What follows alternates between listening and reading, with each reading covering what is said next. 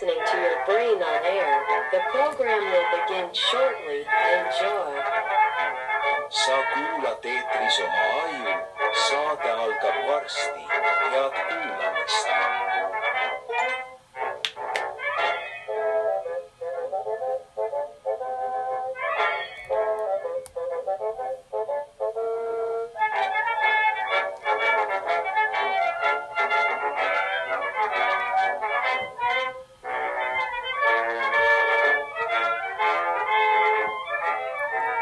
Good afternoon, everyone. Welcome to Your Brain on Air. I am your host, Ollie Volt Larson, and we cannot wait here for All's Fair Season 2. Glenn Close getting arrested at the end. Gripping. Folks, were you there watching the season finale? I know I was. Folks, we have a lot to talk about this week. We have a lot opening up this week. I'm not even going to lie to you. We had a breaking news story yesterday. It was a huge one, a big one. And I think we're not even going to dilly-dally. We're not going to joke. We're just going to go ahead and we're going to get right into it, folks, because this is a big one. This is a person who influenced culture with movies, content. He was a thinker to a few people, to many he was influential in left-wing circles. He was, I'm just going to go ahead and get right into it, folks. Rob Reiner and his wife, Michelle Singer Reiner, age 68 and 78. He's 78, she was 68.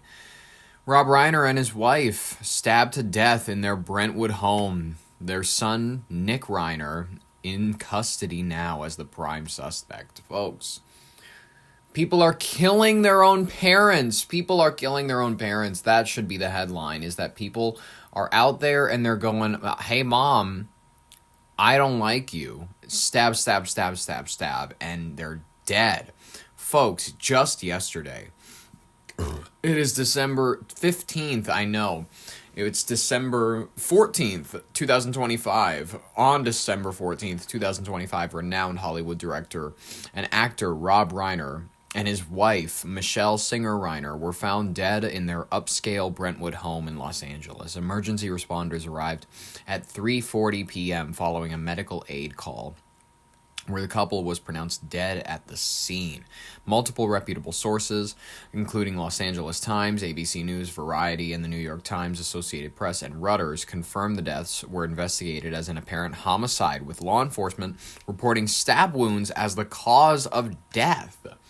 Oh my goodness, folks. Listen, I know Rob Reiner might not be very, listen, he's a name where a lot of people my age might hear it and they go, it's kind of like a Stanley Kubrick. It's like, I've heard the name before, but he's just kind of a figure that, well, okay, your parents are big fans of him. I'm just going to tell you that. They are fans of either, like, When Harry Met Sally, Misery, A Few Good Men. If they like anything that was produced by Castle Rock, I think that was Seinfeld, Princess Bride, Spinal Tap, All in the Family. He was on. Like, this guy, he had a footprint on culture as a whole. There was no sign of forced entry, suggesting the perpetrator was known to the victims. Their son, Nick Reiner, aged only 32, was taken into custody late Sunday night around 9:15 p.m. and booked early Monday on suspicion of murder. He's held on a $4 million bail, as confirmed by Los Angeles Police Chief Jim McDonald, Los Angeles County jail records, and reports from major outlets like CNN, TMZ, and People. While formal charges are pending from the district attorney's office, Nick is the primary and only suspect identified as of now.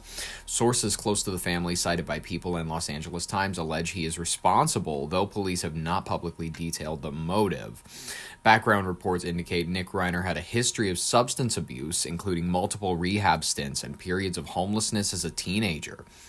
Yikes. He co-wrote the 2015 semi-autobiographical film Being Charlie with his father, which explored addiction themes. Some accounts mention a loud argument between Rob and Nick at a party the night before the incident, but this remains unverified by official sources. So, folks, don't argue with your kids, I guess, because, listen, I don't know what kind of an environment this kid grew up in. I know what kind of a person his parents are. Like, these were, like, listen, decent folks, but they were Brentwood parents, and I'm sure that, you know, I'm sure they were around as much as they could be, but let's be honest with you, they were probably really busy.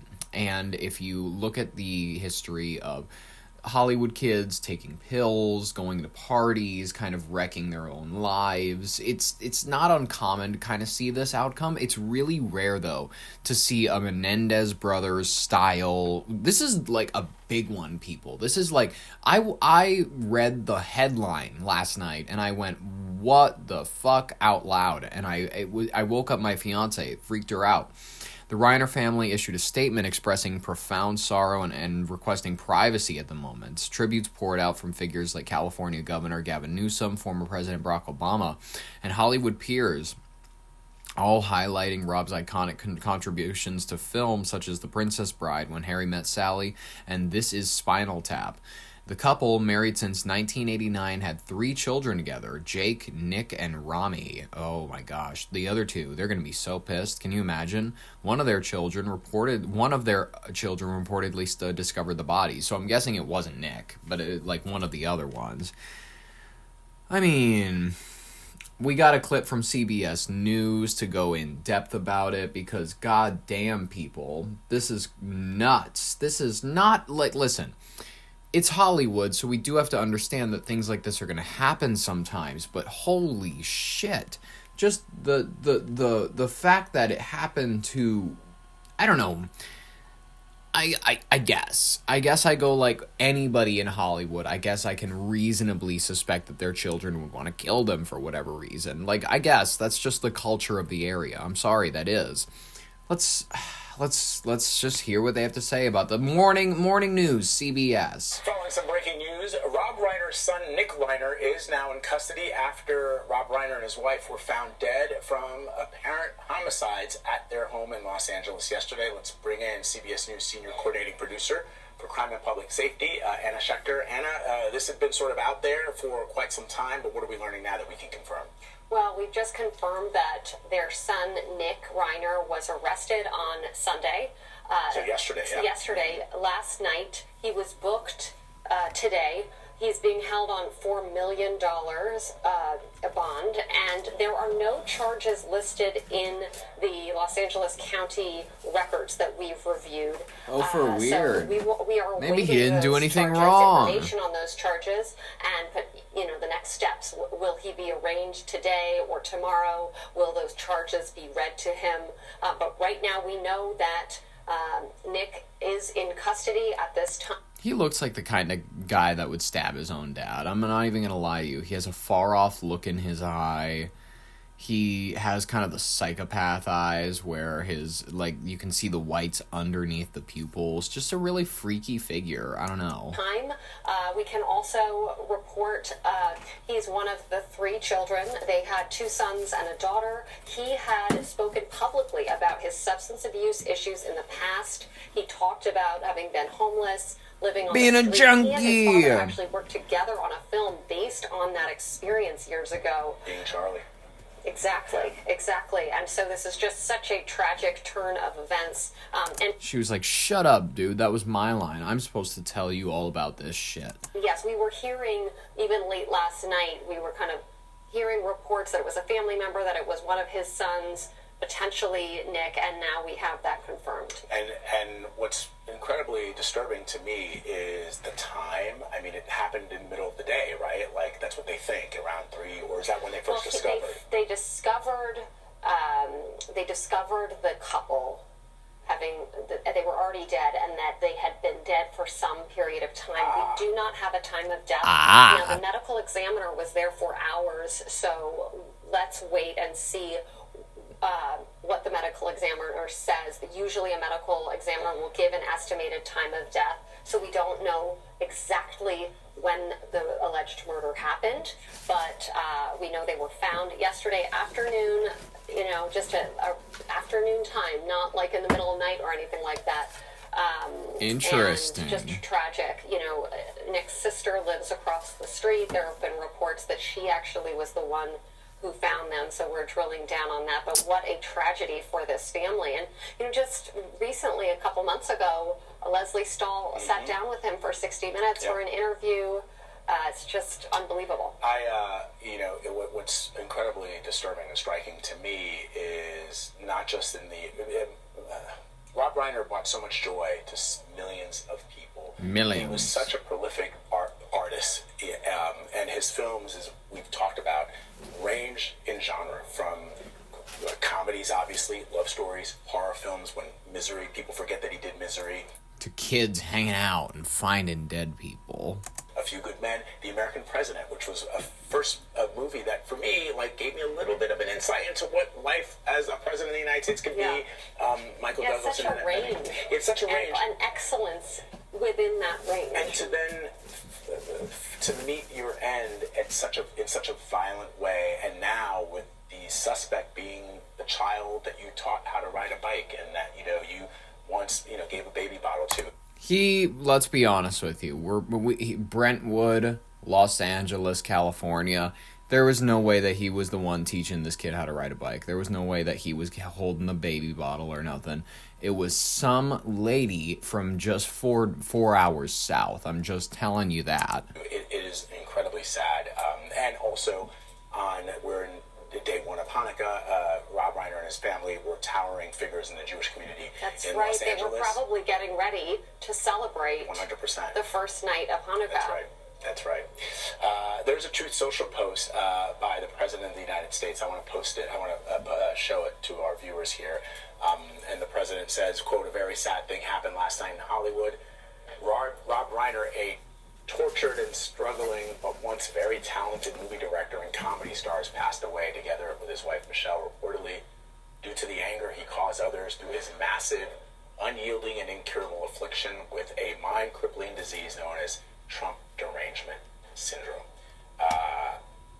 First of all, Rob Reiner was not struggling. I'll just say that. I'll fact check that right now. The movies that he helmed, even just recently, what's crazy to me is I just watched Spinal Tap 2, the reboot of Spinal Tap this weekend. Yeah. And watched it. Also, coincidentally, this weekend I had sent a very close friend of mine a clip from All in the Family of one of my favorite scenes from All in the Family with Rob Reiner as Mike Stivic, meathead, affectionately called by Archie. He was also an activist, right? Yes, and that's what I think the president is railing at. Yeah, he was a critic of Donald Trump, and he was an activist for liberal causes. And an activist is a really charitable, and I know that they have to be charitable because he literally just died yesterday, folks. I understand they're trying to be charitable. It's nice to be charitable. It's nice to give people whatever. The guy was a director. He was not an advocate. He was an advocate, but he was not sitting on the bus. I'm not listen. He was not picketing a lunch counter. I'm sorry. This was not a boycott leader, nothing like that. He was a Twitter specialist, I can give you that.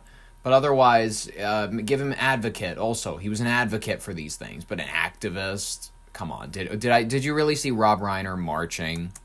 And so there you have. Except that the police have not indicated at all if this murder, as the president seems to suggest in his post, is in any way tied to that activism. Right. Yeah. Right. Absolutely. I mean, his son is in custody, and what we know is his son has struggled for a long time with substance abuse issues, and that's where we stand with that. Again, the next steps will be potentially an arraignment hearing where charges will be read to Nick Reiner. He'll be asked if he understands those charges. He'll respond. We probably won't get a plea right away. We might, but that system will start to kick into effect, and it will unfold over the coming days. Yeah. All right. And thank you very much, as always. Appreciate you. Appreciate you. Really sad, folks. I mean, I don't know what else to say. LAPD is investigating as we speak. He's in custody, and we're gonna get more details. And as we get more, I will update you. Otherwise, I don't know what else to do, folks. I mean, otherwise, I think we should just hop right into the ad before we get into our next story, because I think that it would honestly help out a lot of people that could end up in the same situation that Robbie and his buddy did, and not his buddy, his wife, sorry. Folks, this holiday season, protect what matters most, your front door and your personal safety at all costs with Ring Doorbell Cam. You'll always know who's outside, even when it's your own son showing up with an unannounced, "we have something to talk about" visit. Ring won't fix your relationship with an undo bad parenting button, and definitely won't stop him from being disappointed in you for whatever you may or may not have done, but it will give you a few extra seconds to decide whether now's a good time to open the door, or pretend you're not home, or start that conversation through the app instead. Ring Doorbell Cam, because awareness is cheaper than therapy, and surprise is statistically the worst part. Folks, let's jump to our second story. We got a big one coming out of liberal Vermont. I love Vermont. Vermont is it's a little jaunt up in the Northeast, and well, listen, they have a libertarian lean, which is what I've noticed, but it's old people in tie-dye that are very, very liberal leaning, which is perfectly fine, and it's like they're the state that attempted to try a universal healthcare system, and it didn't end up working. It collapsed. It didn't go very well, which is unfortunate. Sorry for that, but that's kind of what happens. I don't know what else to say. But they have, out of everything that the crazy, goofy, kind of loony state of Vermont has done before, out of every, because once you get a bunch of old people together, they just start to have loony, goofy ideas. They start to go like, well, hey, maybe we can just maybe we can make a dog the mayor or something. And then made the dog mayor or something like that. And good for them. That's wonderful. But I think we're at a level of lunacy that not even Orwell could have predicted in his books in Animal Farm in 1984. I don't even think he could have seen the infantilization of our democracy to the point where something like this would be gaining so much traction as it has been, folks. In a little sleepy town, maybe not. I don't know the size of the town, but maybe it's a city. Somewhere in Vermont, folks, we have a gaggle of people, a township, a city, whatever you want to call it. And one member of that community is saying, enough of this bullshit. I'm ready to clean up the streets. I'm ready to make the city safe. I'm focused on environmentalism. I'm focused on green energy, and I'm focused on cutting off the heads of oil barons and people who want to move in AI data centers. We're gonna find AI data center rulers, and we're gonna take their feet and we're gonna tie them upside down in trees. And then we're gonna dance around them, and we're gonna have barbecues, because that's what we do in Vermont, folks. It's not like just some normal fella doing this. It's a revolutionary spirit. It's someone you might be scared of when you hear it first, but give it time. Give it a minute, and you will get used to this, because, folks, it's already happening. It's already happening, folks. The next mayor of this township in Vermont will... Oh, wait, no. He's not running for mayor. I'm retarded. I talked about a mayor in the example. This kid, he's running for, even better, governor of Vermont. And he is 14. Hello, I'm Dean Roy, running to become the youngest governor of the state of Vermont. A 14-year-old on a mission to run the Green Mountain State. Would you drop out of school if you won? I'd do online school. It'd be hard, but I can do it. Thanks to Vermont having no age requirement for governor, Dean Roy here is currently running to become the youngest governor in American history. My views on fiscal conservatism. And as you can tell, he is quite passionate about it. Currently, the main priority is housing. Vermont has an 8,000 house deficit. We're going to start with a candidate for governor in Vermont who's not even old enough to vote. Technically, another 14-year-old boy did try this a few years ago, but he ran as a Democrat and did not make it to the general election. Meanwhile, Dean got a little crafty, third-party style. I learned that if I create a party, I'll be the youngest ever person to create a party in American history. Running with his newly formed Liberty and Union Party, Dean says he now only needs a few more signatures to get to the necessary 500. Can I just say that I'm not a big fan of the name Dean, and it's becoming big. A lot of people, for some reason, nowadays are named Dean. It's gotten huge, and I'm guessing because it's a lot of retards. They watch Supernatural. They grew up with Dean Winters, all that stupid. I don't know. That's my theory, but it's unexplainable. And I hate it. It's my least favorite name that's rising up. That and Oliver. I hate Oliver, and the fact that it's getting so fucking famous. It's really annoying. I'm not even going to lie. But, folks, this is a high school freshman from Stowe, Vermont. He's launched a campaign for governor in the 2026 election. Vermont stands as the only United States state with no minimum age for requirement for office. Candidates need just 4 years of residency, which Roy meets, having lived there his entire life. He actually overqualifies by 10 years. His interest sparked from a joke with his 8th grade teacher about managing a future campaign, leading him to research the rules and decide to run. I mean, folks, he might just get it. To secure ballot access as an independent third-party candidate, Roy formed his own Freedom and Union Party, sometimes referred to as Liberty and Union, and collected the required signatures. This follows in the footsteps of Ethan Sonnenberg, who ran at 13 as a Democrat in 2018, highlighting Vermont's unique constitutional quirk that allows such young candidates. Roy leads a typical teenage life. Alongside his political ambitions, he runs cross-country, enjoys Nordic skiing, taps maple trees for syrup with his family, and is a fan of Formula One racing. His campaign focuses on key Vermont issues like housing affordability, rising property taxes, and the cost of living crisis. He's praised some efforts by incumbent Republican Governor Phil Scott, such as education spending reforms, while critiquing others and positioning himself as a mix of liberal and conservative views. Roy acknowledges the challenge of his age, noting the irony of discussing property taxes as a non-homeowner, but emphasizes that even kids recognize the state's problem, underscoring the severity. I mean, listen, doesn't this sound like an old movie? Like, oh, a kid runs to be governor. This is like Richie Rich this is Richie Rich runs for governor. And I'm not even going to lie.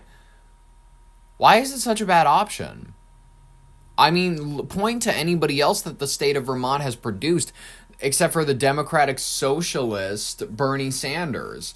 I'm sorry, I don't know what else to say. Like, maybe he's their best option. Maybe he is. Maybe he is.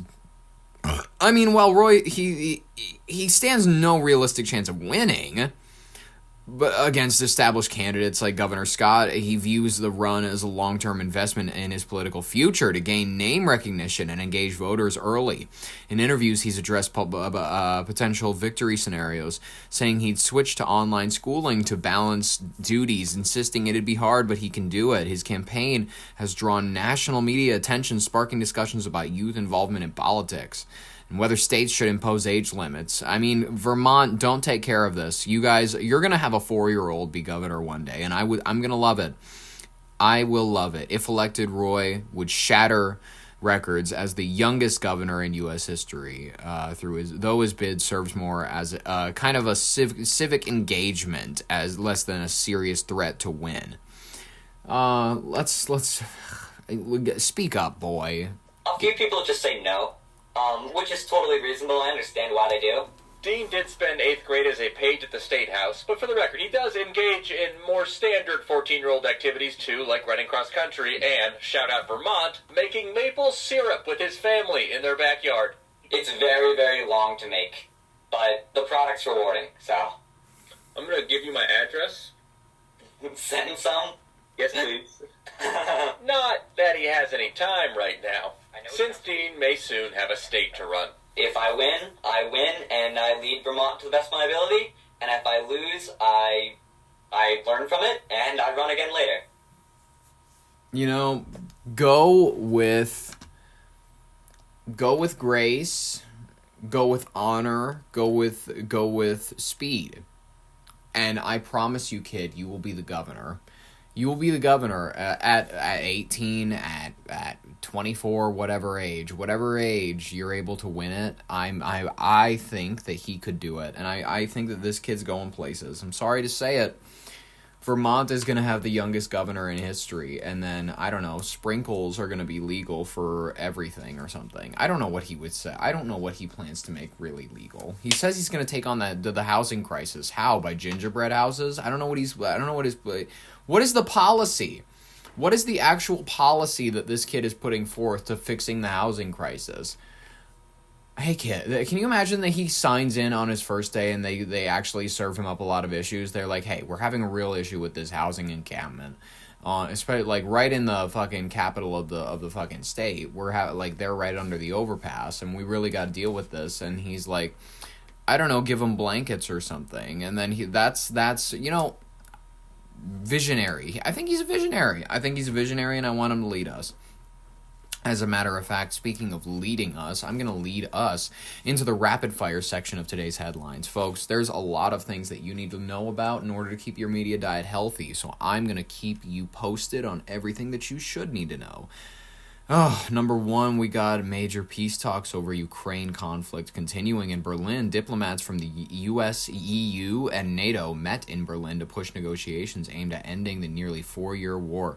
Part of talks reportedly include U.S. proposals that Ukraine might receive security guarantees similar to NATO's Article 5, though territorial compromises remain contentious. They're arguing a bit. They're like, no, we're not giving up a slice of our pie because they're greedy. They're greedy little pigs, Ukraine. They want to keep all of their land, and it's like, no, just let the bigger country invade you.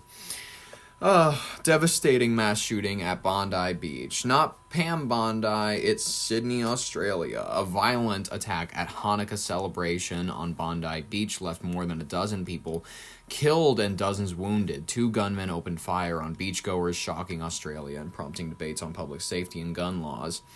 They already did a buyback program, and for some reason that was enough to curb a lot of their gun violence, but they still have it. You know what I mean? All I can say is good on America for not having a major mass shooting on the first night of Hanukkah. I mean, you did have the death of Rob Reiner, which was not great, but I mean... Hashtag Stop Jewish Hate. Wisconsin judge on the trial for helping immigrant evade federal authorities. In U.S.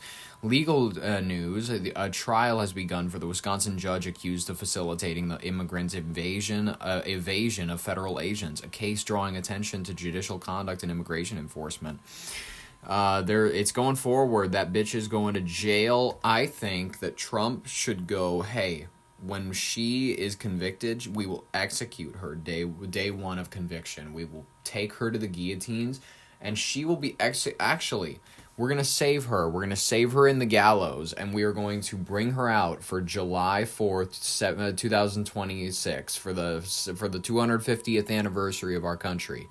And as the fireworks boom, I want Donald Trump to take an axe, and I want to go ahead and I want him to stand on the balcony of the White House, and I want him to stand and I want him to go, America is a glorious nation, and we cannot celebrate it without something the Pilgrims had, and that is a nice pig on a spit. And then he's going to go ahead and he's going to swing the axe, and then he's going to take her head off, and then he's going to put her on a spit, and then they're going to eat it. And then Kash Patel is going to be like, yeah, it's chill, I'm used to this. Cannibalism's, practically normal.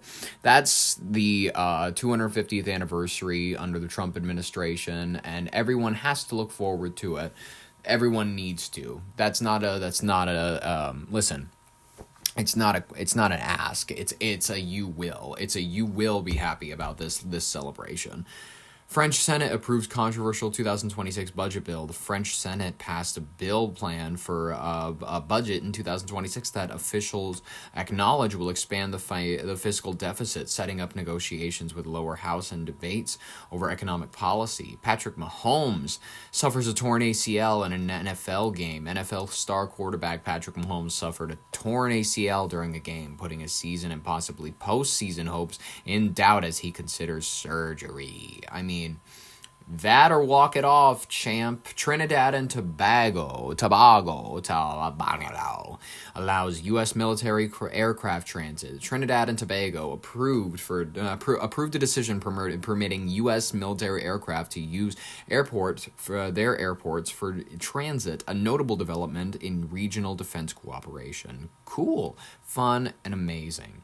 Brown University shooting investigation continues. Police have released previously detained person of interest in Brown University campus shooting earlier this weekend, and authorities are renewing their search for the actual shooter. I mean, get on that as soon as you can.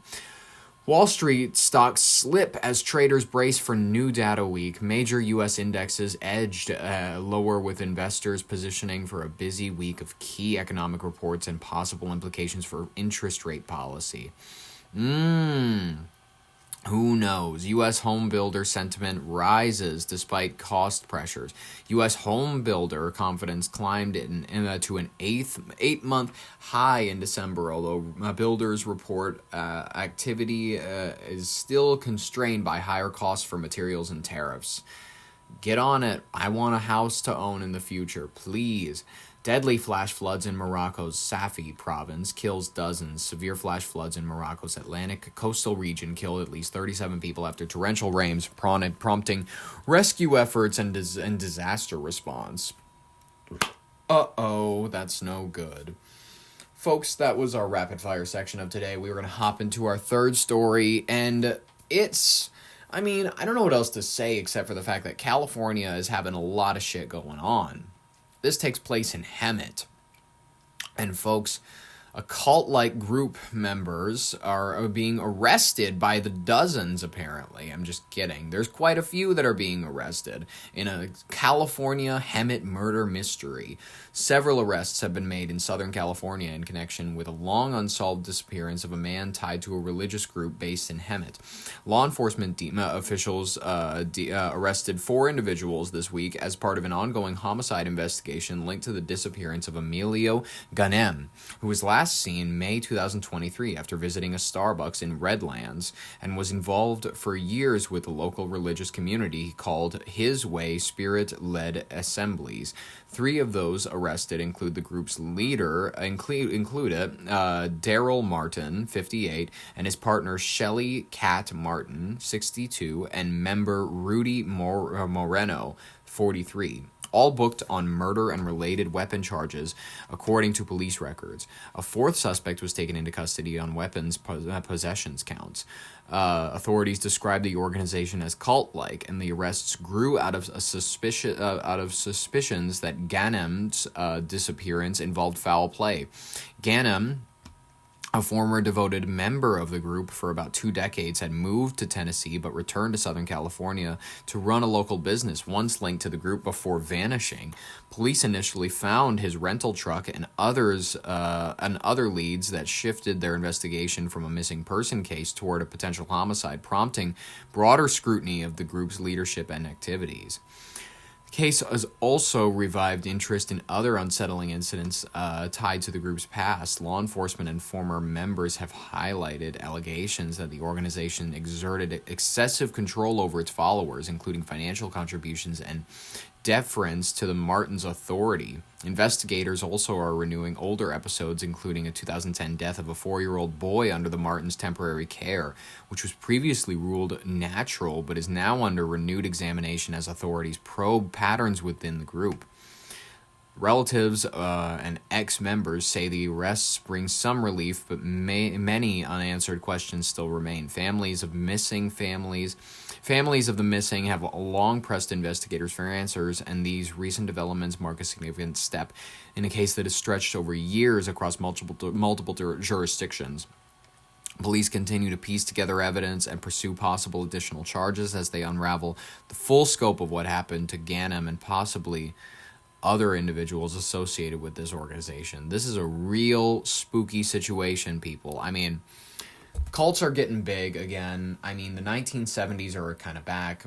Political figures are getting assassinated. I think that cults are another one that we're going to see get huge. Cults in general. We're going to see, you know, people that are saying that they have all the answers. We're going to see people that say that their way of living is the correct one. They're going to gather groups of people. They're going to have drug ceremonies with all the psychedelics getting legal, which I'm going to say it does have some benefits, but it also has some bad ones, is that some people are going to use these for mind-altering. Like, you know how MK Ultra was only accessible to the government and, like, drug dealers at the time because they were the only ones with the chemicals? Now everybody's going to have the chemicals. So anyone can create a mind-controlled zombie. Anyone can dose anyone. It's just kind of a freaky world to live in. We're living in a new kind of, I don't even know how to put it. Mind-altering beyond the scope of, like, cartoon-level substances are real, and we have to live in a world with that kind of knowledge. And I'm worried that that's exactly what's going to formulate the next new revolt in these cult kind of groups that we're going to see just pop up everywhere. We got a clip from KTLA5, just so that we can get a little more in-depth coverage before we head on out for this beautiful Monday broadcast. I appreciate y'all listening as long as you have. It's been wonderful, this first broadcast for the week. A breakthrough in the disappearance of a man last seen more than 2 years ago. Several members of a Hemet-based religious group have been arrested, accused in his murder. The cult-like group known as His Way Spirit-led Assemblies has been at the center of an investigation following the man's suspicious disappearance. Mary Beth Madate live in Hollywood with the stunning new details tonight. Mary Beth. Yeah, hi there, Mike and Courtney. That's right. After serving several search warrants at properties connected to this cult-like group over the past few months, 2 high-ranking members were arrested today on murder and gun charges. It's been 2.5 years since Emilio Ganem went to this Starbucks in Redlands and then vanished. For years, Emilio's case was looked at as a missing persons case.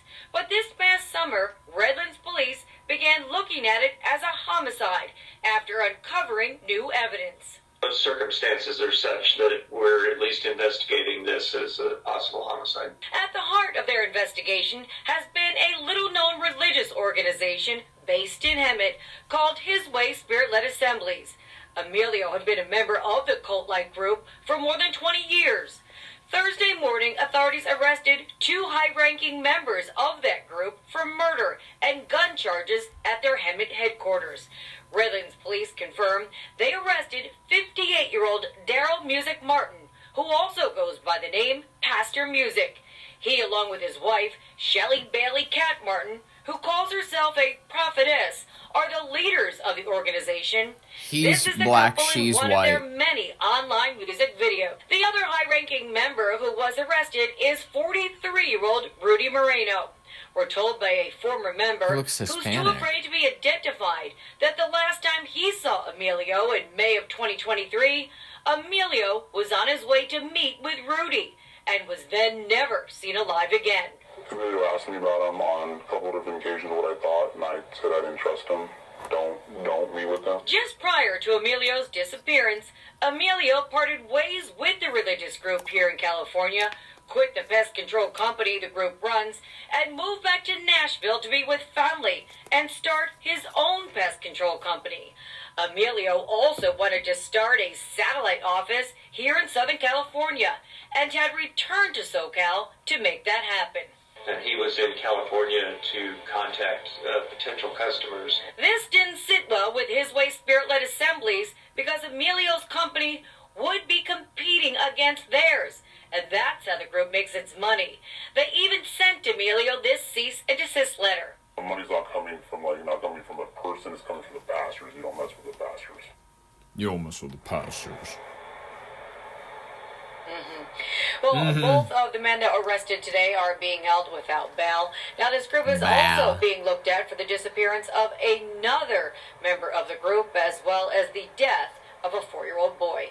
For now, reporting live here in Hollywood, Mary Beth McDade. We'll send it back to you guys in the studio. Yeah, Mary Beth, you sound really high IQ. Folks, that's interesting. I mean, cults are coming back. So, I mean, all I can really tell you is be conscious, be aware, because a lot of people are going to be selling you a lot of things. Because every decade kind of blends together. The late 1980s are kind of like the early 1990s. The late 1990s are kind of like the early 2000s. The late 2000s are kind of like the early 2010s. And it's going to carry true.